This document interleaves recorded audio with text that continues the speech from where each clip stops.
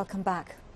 The Horn of Africa is facing its worst drought in more than 40 years, with 80 million people food insecure. In Pakistan, floods have submerged more than one-third of the country, affecting more than 33 million people. The Global South is paying for a crisis it didn't cause, with billions of people in developing countries bearing the brunt of the climate crisis. Greenpeace Africa Climate and Energy campaigner Nhlanhla Sibisi joins us for more. Nhlanhla, thank you so much for your time. And before we get into the dynamics of the issues at play, I want to try and understand the delineation of what we're talking about when we say Global South. Where do the powers lie? Yes, thank you very much. So the power lies from the fact that there's a description of which countries are developed and which countries are not well developed. And that's talking about your first world countries, your second world countries, or your third world countries. The delineation actually lies in that fact that most of the global south countries are not as well developed and as resilient enough to actually have strong economies as compared to the north. So we're not talking just south of the equator, we're talking pretty much south of the Horn of Africa-ish, roundabout there. So Africa, South Americas. And let's talk a little bit about climate change and what we learned during COVID-19. During the pandemic and the lockdowns, when we saw a lot of activities scaling down, and we saw how the environment recuperated. Did that change the power play in terms of who the biggest culprits and emitters are or not? Historically speaking, we know that who the culprits are, if that's the term that we can use, because the global north, as we mostly know, countries or the Western nations, as we sometimes refer to them, have actually had a head start in terms of developing their economies. And in the process of developing their economies, one of the main things that they were able to do was to use a lot of fossil fuels. For example, we have well-documented history of how the UK was developed in terms of using quite a lot of coal.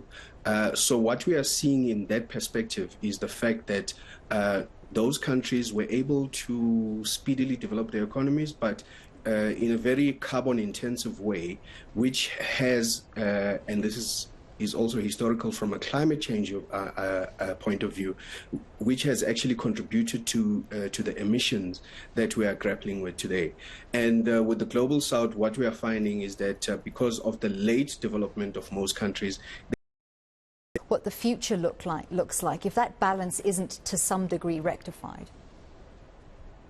I'm glad that you mentioned that the Global South is actually not well equipped, or the resilience is actually quite less. And that speaks to the type of infrastructure. But also, we always talk about infrastructure, and there's something that we tend to actually forget. One of the things that when we attach to resilience, we should be talking also about the financing.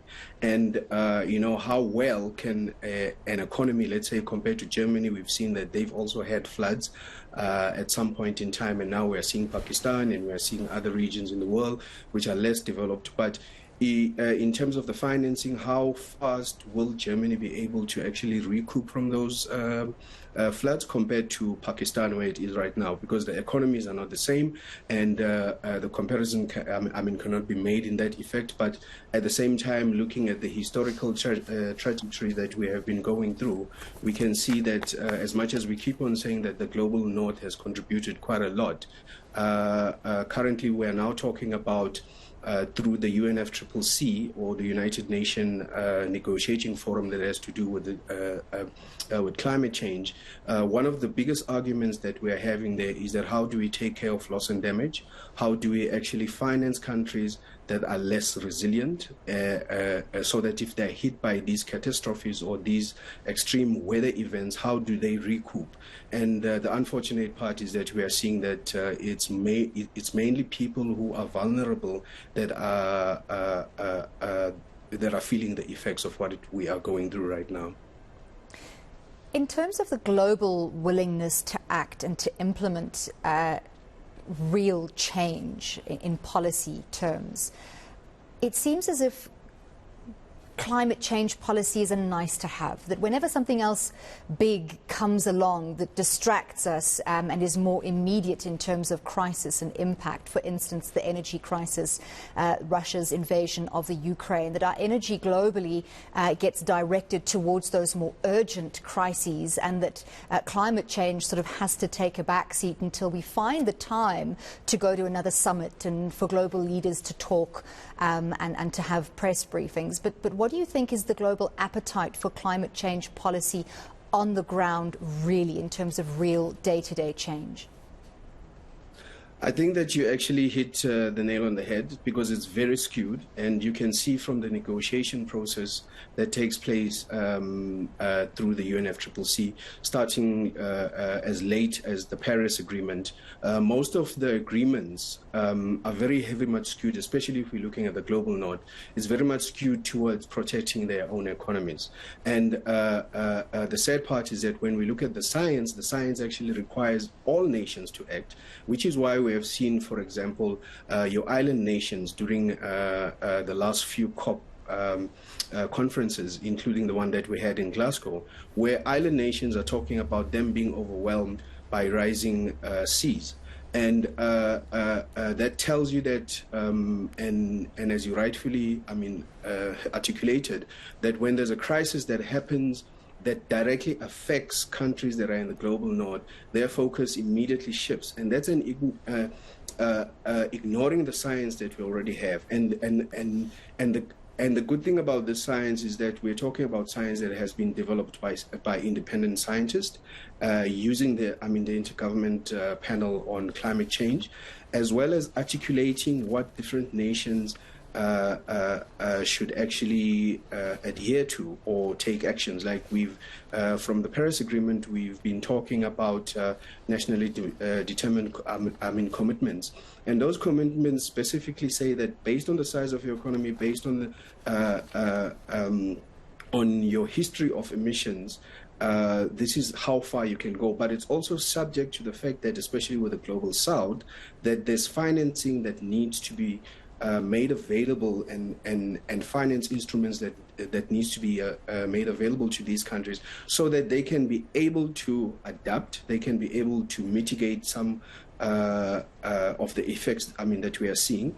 But in a nutshell, you can see clearly from the negotiating processes that when you talk about island states, when you talk about the global south, when you talk about the global north is very skewed on protecting their economies. The global south, they're very much concerned about the vulnerabilities on communities, the livelihoods, the destruction of, like in the case of Pakistan, the destruction of their agricultural, part of their economy, etc.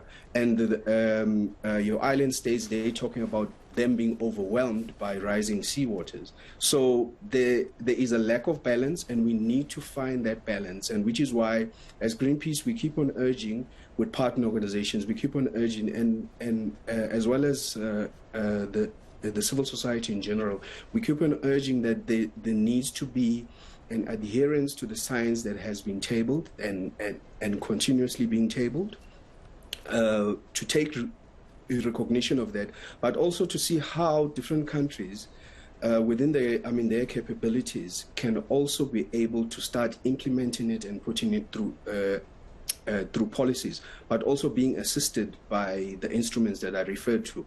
As for example, if we're talking about loss and damage, how do we compensate countries? Whether we're using an insurance instrument, or whether we're using some form of compensation, how do we ensure that those countries don't fall under? It's certainly a very complex issue, and one we need to keep talking about. Thank you very much for your contributions. That was Greenpeace Africa Climate and Energy campaigner Nhlanhla Sibisi.